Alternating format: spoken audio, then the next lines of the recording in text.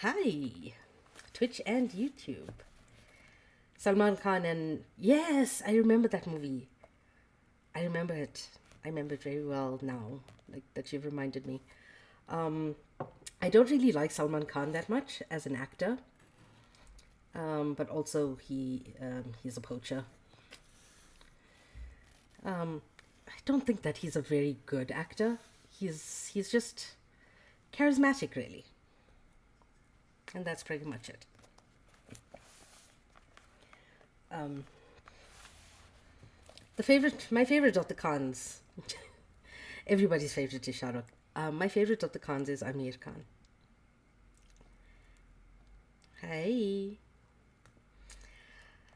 So, welcome YouTube, Twitch, Discord, and TikTok. Never in my wildest dreams did I think that I would have a platform on any of these things, let alone all of them. Um, so, yeah, Geeky, we've got a lot to catch up on. I will be holding, thank you, I will be holding a VC straight after the reading because, it's my birthday. Um, so if you can join me in VC to welcome in my birthday, please do. And yeah. Salam Fatima. Okay, there's 6 people in here. It's very small, but you know what? If anybody can please gift Fatima, Fatima is in Syria, and we all know what's happening in سلام Syria. حبيبتي. هاي Wa alaikum حبيبتي. salam. Kif halik? كيف الصحة؟ إن شاء الله بخير. Yes, please, if you can, please gift Fatima. Fatima is in Syria, and we all know what's going on in Syria right now. And we also do have this goal for my birthday. And to everybody who did already give for my birthday, thank you so much. Chris, I know, thank you. Yeah, so let us begin. We are reading Why I'm No Longer Talking to White People About Race on Twitch and YouTube. You can see it on this side. It is behind me here on TikTok and on Discord, you know. And we are on page 172, still on chapter 5, the feminism question. And now this is something that I've been talking with my mother about over the past week. We haven't had water at our house for 3 weeks. And we've always had problems with service delivery of different kinds. But it mainly affects the poorest of the poor areas where people are destitute. They can't buy bottled water. They can't go to a relative's house and shower. They can't. I've been showering at the gym. They can't. They don't have gym memberships to go and shower.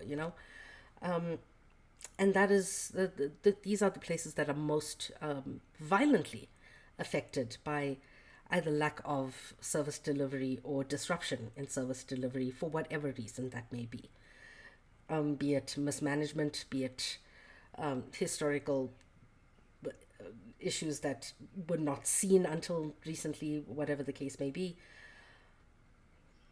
And these white women on our district WhatsApp groups have started complaining, like, oh, I can't cook, or I have to go to gym, I have to do this, I have to go to my sister's house to shower, I have to travel 20 minutes out of my way to go and get this, and this. And I said, where was this energy when the district right next door to us didn't have water? We were all protesting, we were all gathering together and getting water for the poorest people in an area that is right next to us. Students who want affordable student housing who couldn't get access to water because they're either on scholarships or they're on funding, or they just can't afford it. Oh, they were like, oh, that's not, they should just do what the rest of us do. Like, no, no, no. These people don't have access. And these are people who are on their periods during term time, who can't cook because they don't have water. And you know what studying is like on an empty stomach. And no, you don't know, actually. And these white women were like, oh, you're being divisive.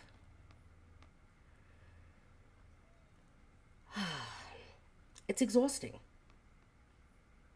Like, yes, of course, advocate for yourself, do the things for yourself, but don't make it out to be like you're the only one suffering, and to go to the gym to shower is such a huge inconvenience.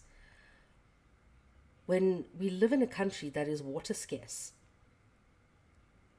we struggle not just with water scarcity, but lack of access on financial bases.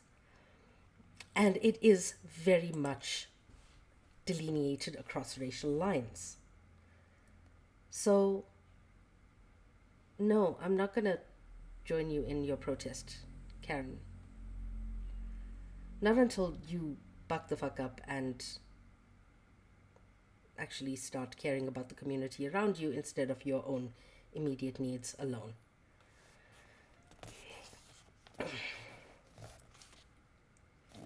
So, we get to the racism in feminism. Being a feminist with race analysis means seeing clearly how race and gender are intertwined when it comes to inequality. Looking at the politics of race in this country, I see how entitlement works towards white British women's bodies and how it plays out in what's being said. 2066 is the year white people would supposedly become a minority in Britain. Oxford professor David Coleman is the man who estimated that date. In 2016, he wrote a Daily Mail article framed around the issue of Brexit. Women born overseas contribute 27% to all live births in 2014, and 33% of births had at least one immigrant parent, a figure which has more than doubled since the 90s. The article was titled "R.I.P. This Britain," with academic objectivity Oxford professor and population expert David Coleman, who says white Britons could be the minority by the 2060s or sooner. They can go fuck off. I think it's easy to see how those who espouse white nationalist politics could take these figures and run with them, and insist that the year 2066 will mark Britain's doomsday.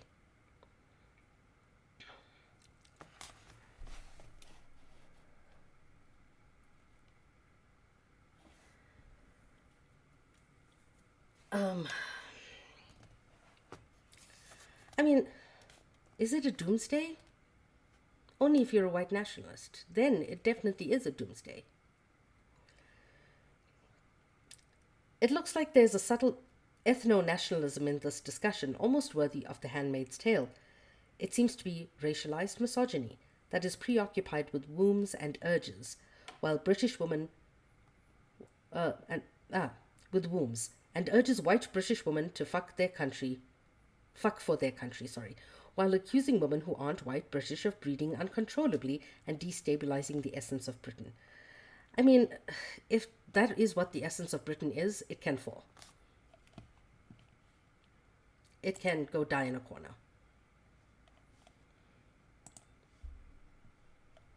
It needs to change.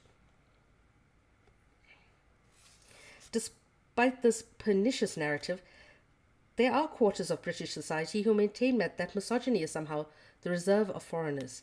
Never in a million years did I think I'd hear former Prime Minister David Cameron call out the ills of a patriarchal society. Thank you. When in 2012 and 2013, British women's groups such as the Fawcett Society and the Women's Budget Group did the laborious math to argue that the government's austerity agenda was hitting women the hardest, Cameron and his party barely responded. It was interesting then that when Cameron finally uttered the words patriarchal society almost 3 years later, it was to lay out government plans of an ultimatum policy that demanded Muslim women who were living in the UK on a spousal visa either learn English or face deportation. Did they learn any of the languages of the countries that they colonized?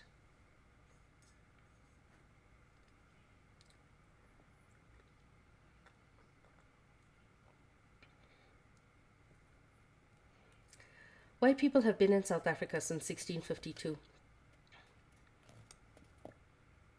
The majority of them do not know a single local language.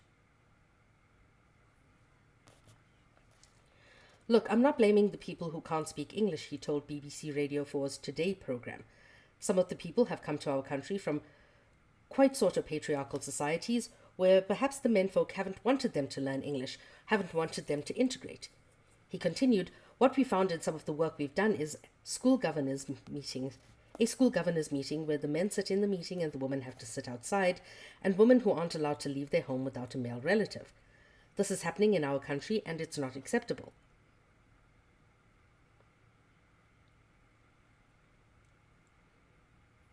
All while Britain is considering trans women to be not women.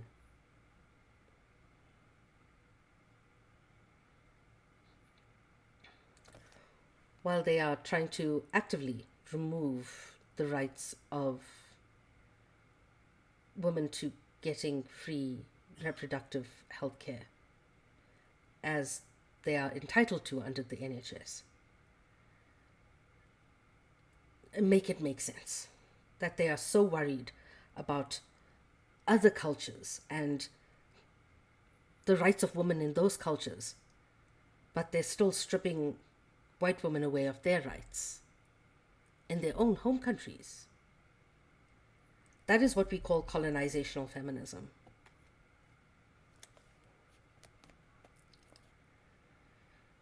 We should be proud of our values, liberalism, tolerance. Ew. Britain doesn't have a shred of tolerance. And our idea that we want to build a genuine opportunity democracy, where there is segregation, it's holding people back and not in tune with British values and needs to go. Patriarchy, as we know it today, is entirely a colonial invention.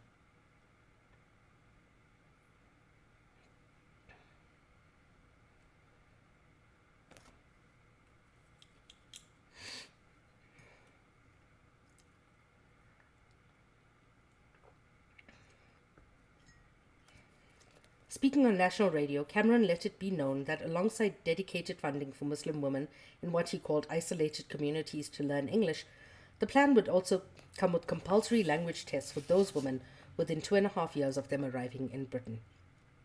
As surreal as it was to hear Cameron challenging a patriarchal society, it wasn't surprising that his idea of patriarchy was described in direct opposition to our own advanced, so-called egalitarian and meritocratic British sense of self. When we tell ourselves that misogyny is simply an import from overseas, we are saying that it's not a problem here. Cameron probably shouldn't be too quick to insinuate that extreme misogyny is a foreign import to the British Isles. When the Office of National Statistics shows that, on average, 7 women a month in England and Wales are murdered by a current or former partner, and 85,000 women are raped in England and Wales alone every year. We know that this is simply not the case. Misogyny is not a problem that can be solved with closed borders or a crash course in received pronunciation. It exists in the psyche of what it means to be a man in every country. Despite this truth, it was the idea that multiculturalism brings with it corrosive sexism and misogyny that was touted after mass sexual assaults took place on New Year's Eve in 2015 in Cologne, Germany. The same angle emerged with the child sexual exploitation ring run by Asian men, which was uncovered in Rotherham and Yorkshire in 2013. In 2012 and 2013, the phrase Asian sex gang occupied what seemed like 1 million headlines. The far right loves this Asian sex gang angle. To them, the women are their property and the women are ours. Notice how they always say, our woman. Our women are being harmed by immigration.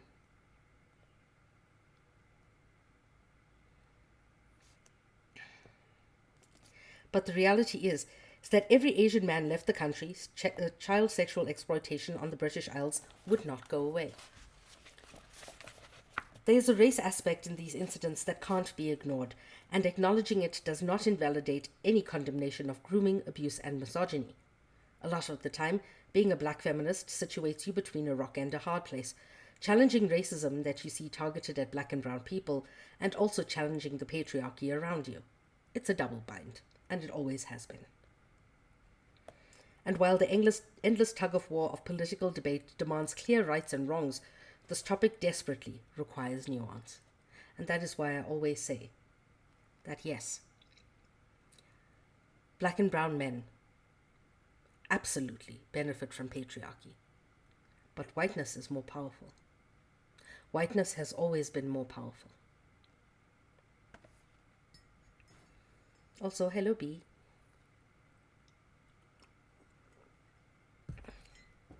I'm rolling for you. And that's a 9. Well, Too late. yeah. What is undeniable is that Western beauty ideals and objectification of female flesh focuses heavily on whiteness and youth. White woman's flesh is commoditized in the public eye all the time. If black and brown flesh is never included in these forums, it's considered a novelty, perhaps described as ebony, chocolate, or caramel, sometimes approached as taboo. Amid the No More Page 3 campaign was the little reference point that black Page 3 girls really exist, presumably because some media didn't believe that black and brown women are beautiful enough to bother objectifying. There are, of course, exceptions to this rule, often in entertainment and media, in which creative control is designed to pander to the needs of black and brown men. Let's look at how racialized bodies sit inside understanding of sex and sexual abuse in this world. I told somebody, my race is not a fetish. And they likened it to somebody wanting a threesome with bisexual people.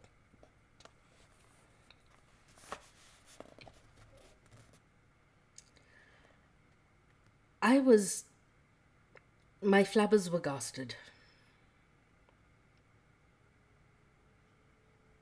I couldn't, for the life of me, even begin to explain how that was, there was no correlation whatsoever.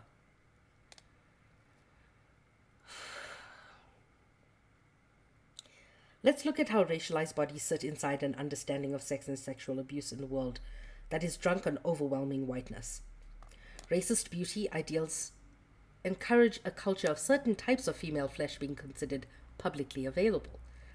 After 2 Pakistani men were jailed in 2011 for raping and sexually abusing young white girls, it seemed like Jack Straw, former MP for Blackburn, took on the language of the abuser when he said that the white girls were seen as easy meat for Asian rapists. Speaking on BBC Newsnight, he said, quote, "These young men are in a Western society. In any event, they act like any other young man. They're fizzing and popping with testosterone, and they want some outlet for that. But Pakistani heritage girls are off limits, and they are expected to marry a Pakistani girl from Pakistan, typically." Unquote. There was pushback for his comments from other politicians, but the objections started and ended with the indignation that Straw was stereotyping an entire community.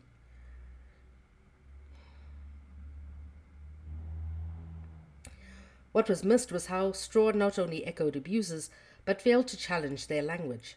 First, he indulged in the boys will be boys excuse, as though fizzing and popping with testosterone is a precursor to violating another human being's body. It never is. Yet this pervasive belief excuses abuse and coercion as simply youthful curiosity. His second error was fairly simple. Women are not flesh to be consumed. Women aren't objects, passive and docile and open and waiting. There's something so insidious about this language of flood and flesh, one that suggests that man must eat as much meat and fuck as many women as possible in order to be the manliest. In our gender relations, meat strips women of basic bodily autonomy, asserting that we are only ever on the menu and never at the table. Thus, this, plus a feeling of public piety around the hijab, niqab, and covered black and brown female flesh in particular, makes for a toxic combination. The modesty expectation is just as limiting and judgmental as the compulsory bikini body one. Both obsessively focus on woman's looks and how covered or uncovered her body is determining her value, as though her body belongs to a male gaze before it belongs to her. And if you want to read more on that, read Laura Mulvey's what's it called? She has an essay on film studies about the male gaze. And I'm not talking about GAYS. We love our gaze as in GAYS. I'm talking about GAZE, gaze.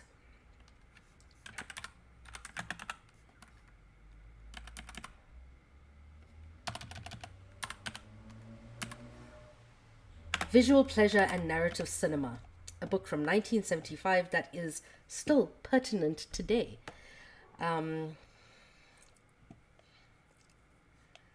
Where she says, basically, in a world ordered by sexual imbalance, pleasure in looking has been split between active male and passive female. This determining male gaze projects its fantasy onto the female form, which is styled accordingly.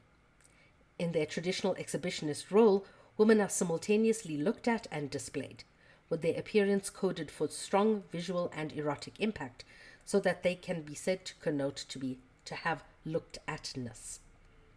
She also says, the paradox of phallocentrism in all manifestations is that it depends on the image of the castrated woman to give order and meaning to the world. The idea of woman stands as a linchpin to the system. It is her lack of a penis that produces the phallus as a symbolic presence, her desire to make good the lack that the phallus signifies, and I will get into that just now. Women have always been seen as this lacking. Lacking a phallus means lacking a human presence. And we are constantly having to make up for it. And this is the kind of society that we live in. We live in a phallocentric society.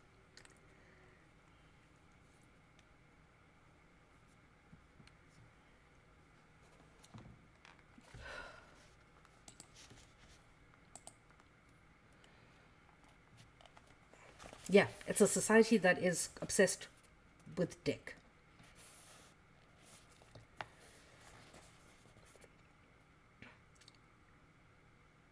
There are always external factors influencing the way a woman dresses, but the ultimate decision should all be her own. All the while, in the case of the aforementioned abusers, the voices of poor white women and girls, the voices of black and brown women and girls are denied any agency. This is not simply a question of patriarchy, but a manifestation of the virgin-whore dichotomy that spans across postcodes, countries, and cultures. We cannot effectively destroy this kind of exploitation without attacking pervasive cultural messaging, at home and away, that tell men that women's bodies are always up for the taking. As long as women are groped on public transport, masturbated at in the street, as long as female flesh stares dead eyes and pouty lipped from millions of images advertising goods as banal as exercise supplements and hooded jackets, we will always have a misogyny problem. As we challenged racist, Islamophobic stories regarding sexual abuse, we've also got to challenge patriarchy wherever we find it. One cannot be done effectively without the other. At present, the conversation about misogyny that has reached its highest levels of government has maintained that it is a foreign import.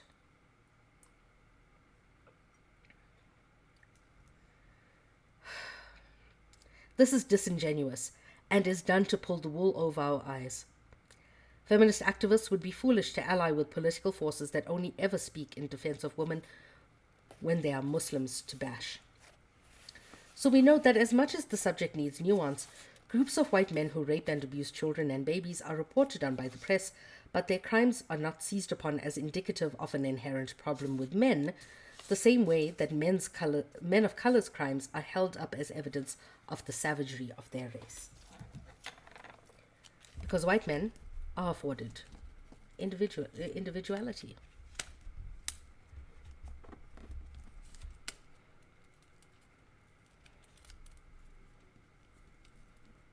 And when we say men, black and brown men like to align themselves with whiteness here. In that they will say, oh, but we're individuals. It's not an entire group. But those same men will make broad sweeping statements about women, and they will make broad sweeping statements about another race or another class, another nationality. When an organized gang of 7 white men were found guilty of raping and abusing children in April 2015, the far right did not co-opt this as a story of evidence that we should deport all men from the country. The 7 men, who were scattered across the UK, communicated online and streamed abuse to each other using conference call technology, all the while embedding themselves in their communities and grooming the parents of the children they were preying on. One even befriended a pregnant woman with a view to abusing her unborn baby.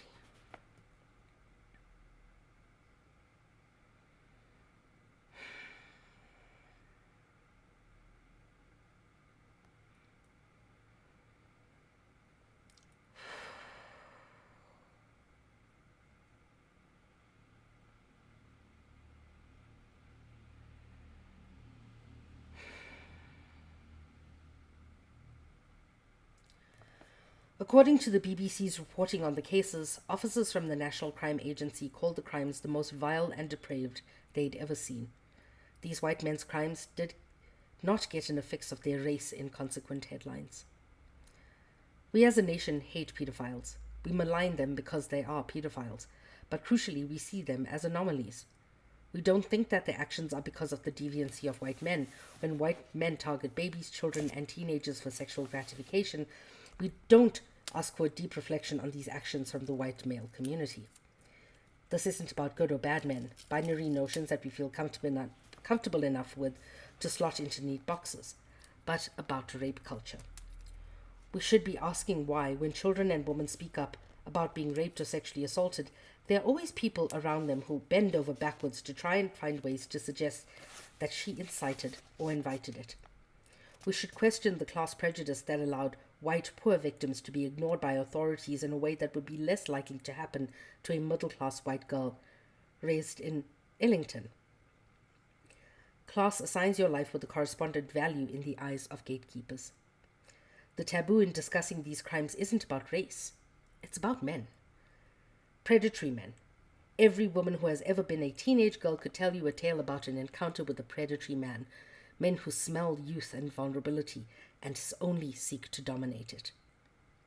Far from shutting down debate, incorporating the challenges of racism is essential for feminist movements that don't leave anyone behind.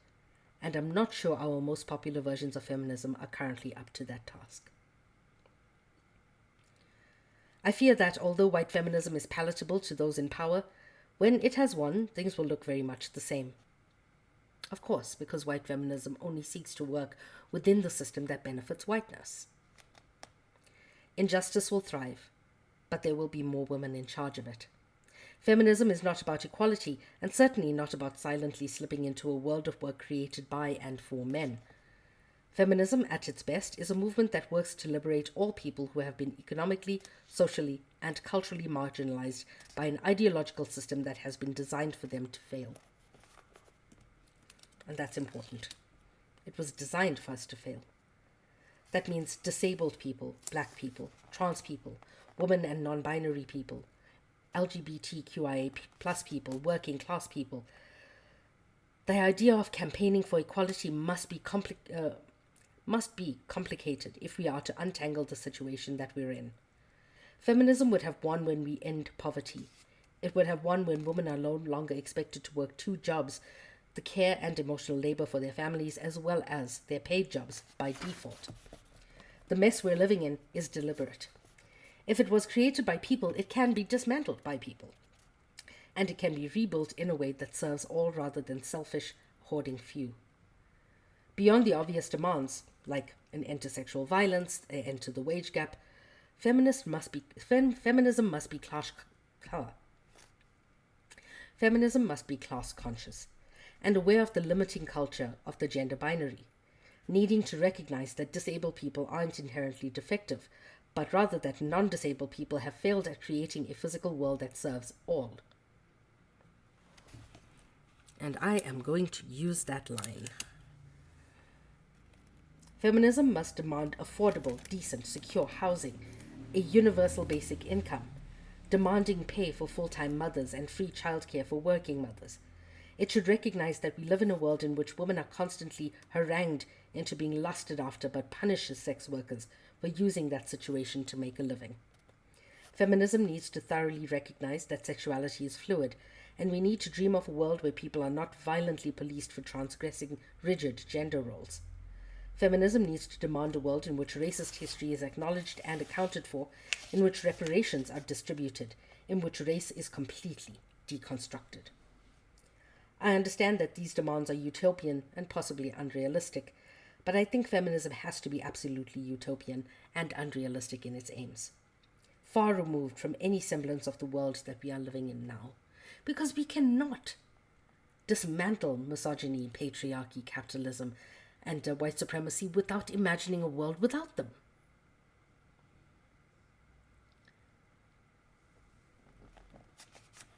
We have to hope for and envision something before agitating for it.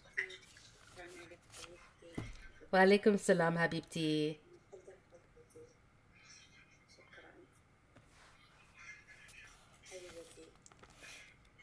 باقي حبيبتي انت كيف انت حلوة جميلة بحبك حبيبتي Jazakallah, Habibti.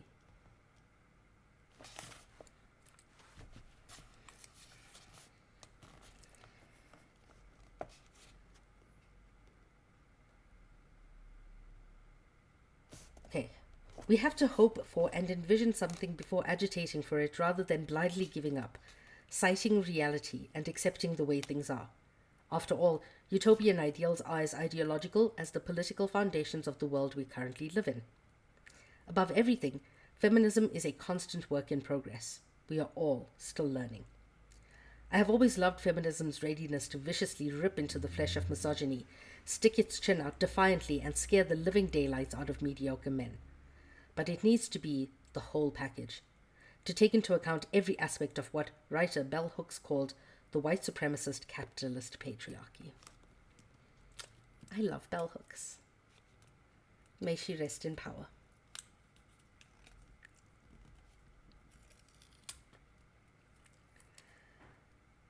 Feminism doesn't work well as a polite, gender-only analysis that is neat and unchallenging enough to be accepted in corporate environments. Having women CEOs does not undo patriarchy.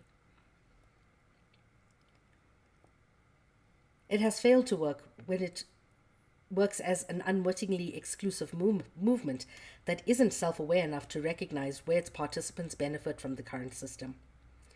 At the point in which feminism has become placidly a white movement that claims to work on behalf of all women, but doesn't question its own overwhelming whiteness, we really need to think about starting again.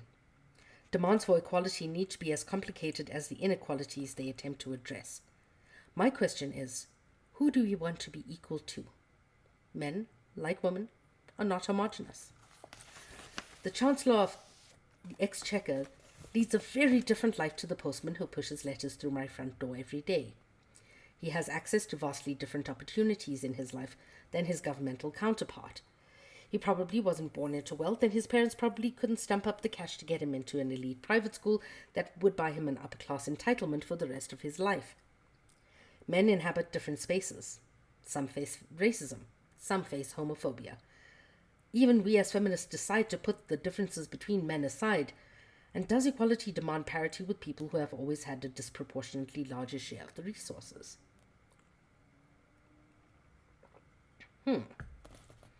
It's clear that equality doesn't quite cut it.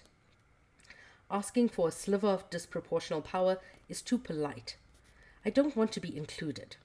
Instead, I want to question who created the standard in the first place, and I want to chop their heads off.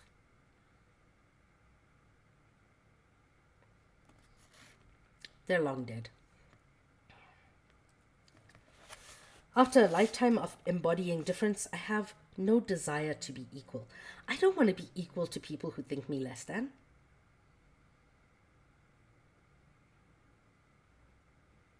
Those people are not above me.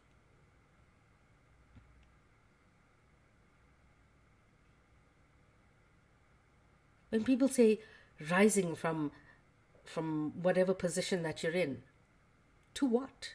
To what standard? By whose measure?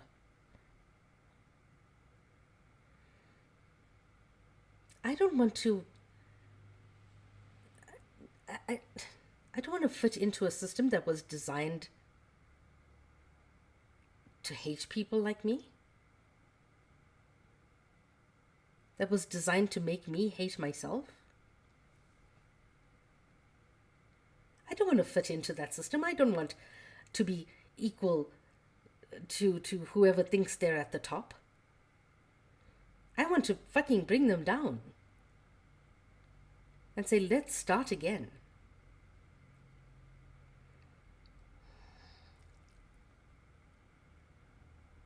I want to deconstruct the structural power of a system that marked me out as different.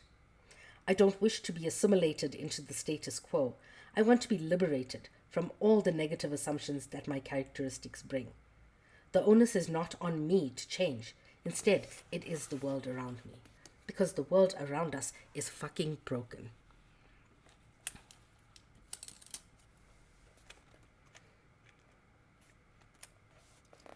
Equality is fine as a transitional demand, but it's dishonest not to recognize it for what it is, the easy route.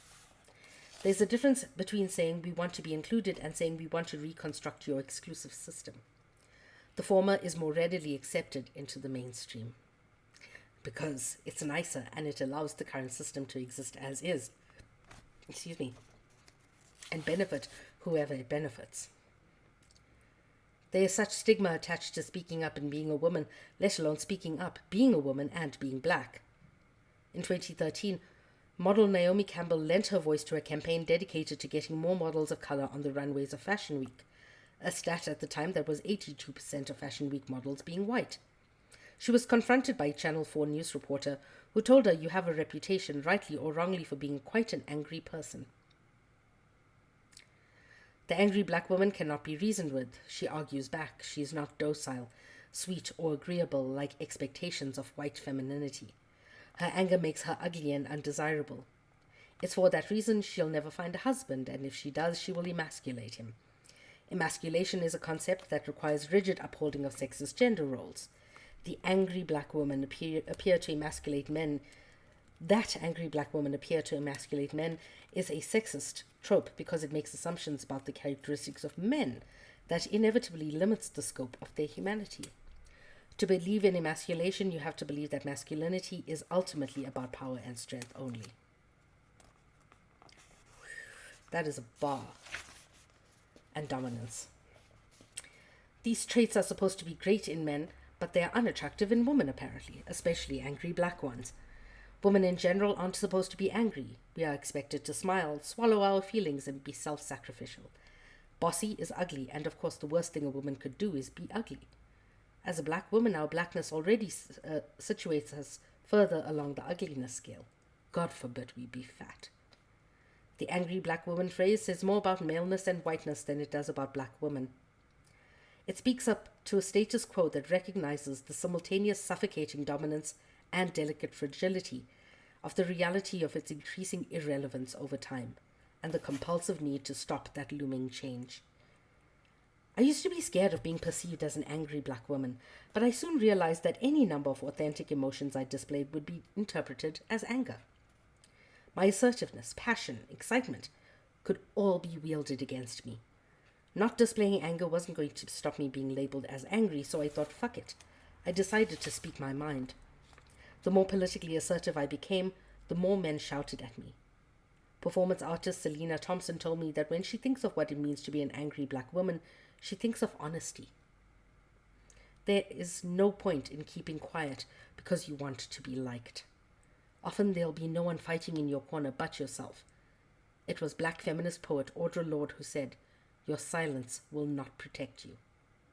So who wins when we don't speak? Definitely not us. And that is the chapter. And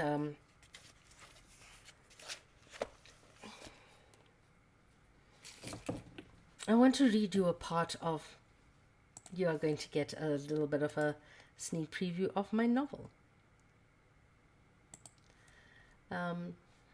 Where is it?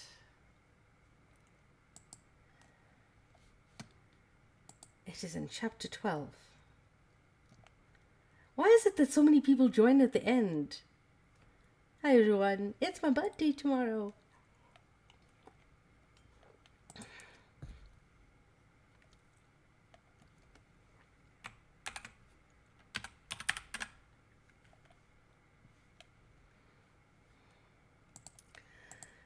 So at this point, one of the characters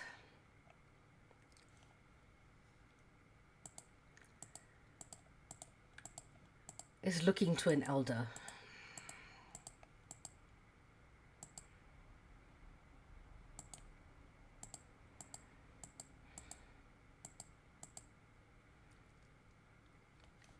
Okay. Thank you.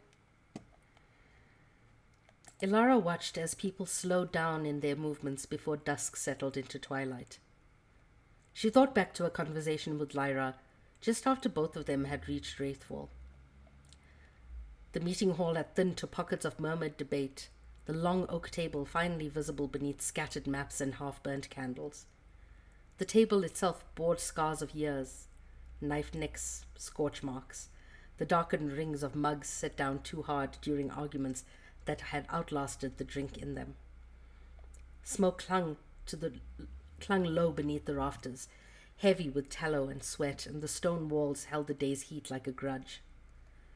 Outside, Wraithfall Crossing breathed its night noises, iron-shod boots on stone, the distant river gnawing patiently at its banks, the creak of a winch somewhere near the eastern gate, a watch bell marking time whether anyone asked it to or not. Lyra had stood with Ilara near one of the arrow-slit windows, where the stone narrowed and the air cut sharp and cold through the lingering warmth of bodies and argument. It framed a slice of the night sky, ink-dark and star-prickled. The chill that slid through it felt deliberate, almost corrective, and Lyra welcomed it.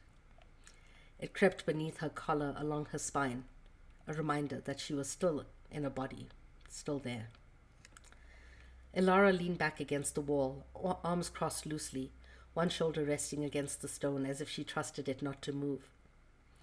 Her expression was attentive in a particular way of someone who learnt that listening was often more dangerous than speaking. Her eyes stayed on Lyra's face, sharp and ready, missing very little. "You speak like someone who's done pretending," Ilara had said, not unkindly. Her voice low, pitched to carry only as far as the cold stone between them. Most people still believe time will make their choices for them. Lyra's mouth twitched, not a smile, just the ghost of one. The reflex of a version of herself that once believed in softer endings. Her fingers rested against the edge of the window's stone, tracing the grooves left by weather and hands long gone. "I learned the hard way that silence comes at too great a cost," she said. "Empires depend on it. So do tyrants. So do polite atrocities that never raise their voices high enough to be named." Ilara shifted then, uncrossing and recrossing her arms, brow tightening almost imperceptibly. She watched Lyra carefully, as though weighing not just the words but the weight behind them. "At some point," Lyra continued, her voice steady but quieter now, "I stopped pretending time was infinite. History doesn't wait for us to feel ready. Neither do the people crushed beneath it." A draft stirred the maps on the table beneath them, lifting a corner of parchment and letting it fall again. Borders trembled, then settled. "You sound certain," Ilara said. "I am," Lyra replied. "About this." She gestured vaguely towards the maps, the borders drawn too neatly, futures being negotiated by those still alive to argue over them.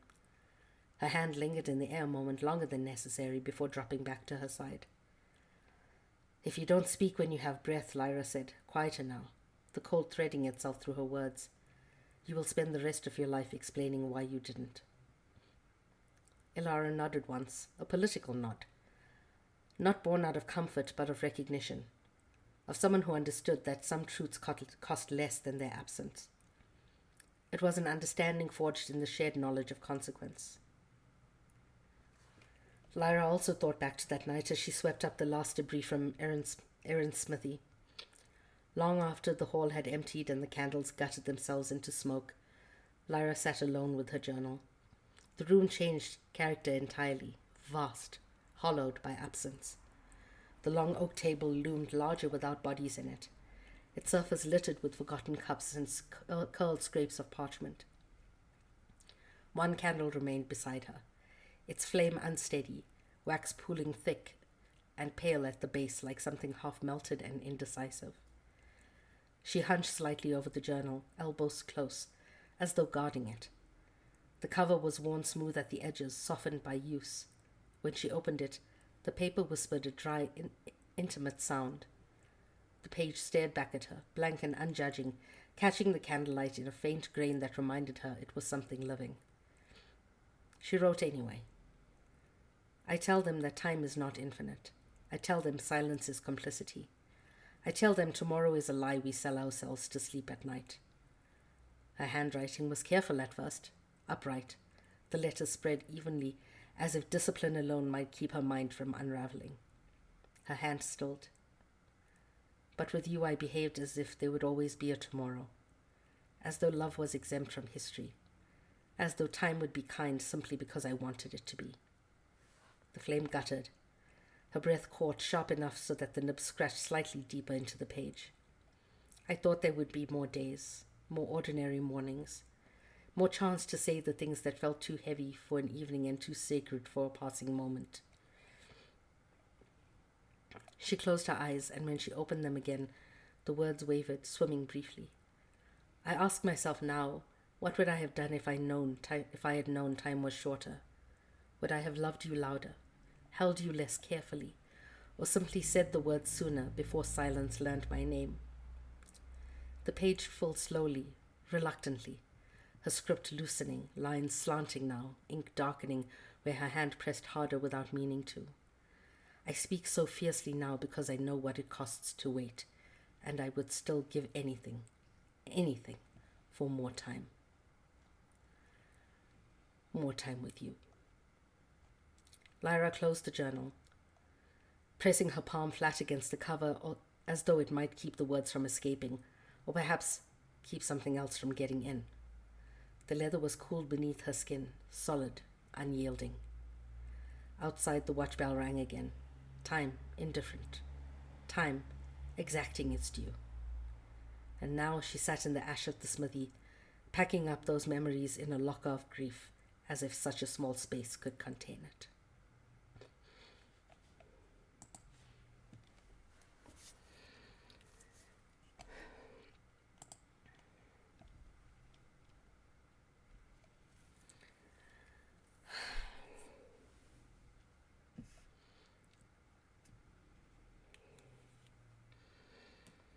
And with that, I'm going to say goodnight to Twitch and YouTube.